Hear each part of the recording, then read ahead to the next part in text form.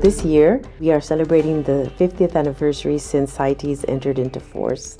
And this is a really significant achievement, a really significant milestone, because this convention started out with 80 parties, and now we're 185 parties.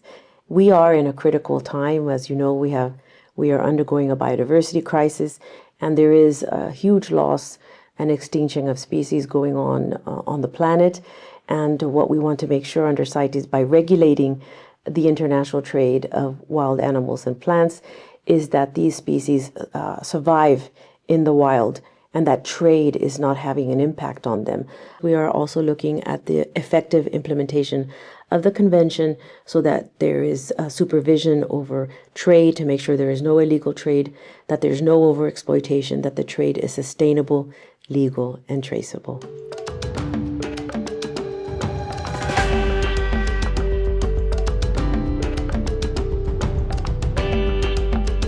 CITES contributes to ensuring that some of these international obligations that countries have made under different processes, those obligations can be met by parties. So, for example, we have, of course, the Sustainable Development Goals, where we're supposed to achieve a number of targets by 2030.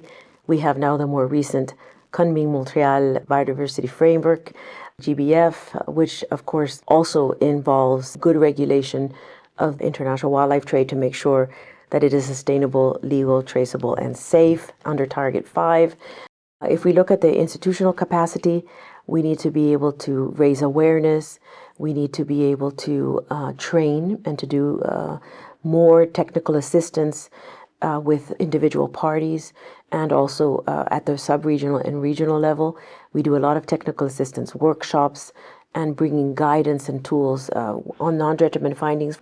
And this then leads us, of course, to the work that we do on national legislation, ensuring that the parties to CITES have the highest category of legislation to be able to regulate well international wildlife trade.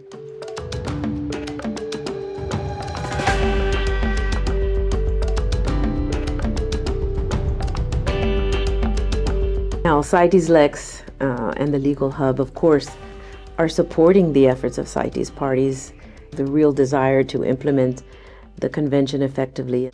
They provide information and resources on legislation.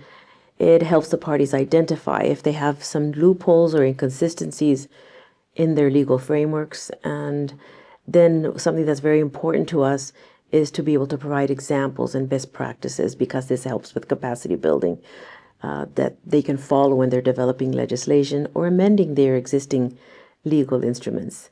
And then, of course, by doing all of this, both CITES Lex and the Legal Hub are supporting the work that is being undertaken by the parties under the National Legislation Project to allow for the full implementation of the convention in a very effective manner at the national level, and ensure that there's compliance, that there is enforcement with all of the regulations of the convention. So we're really very grateful to be able to have these instruments to assist our parties.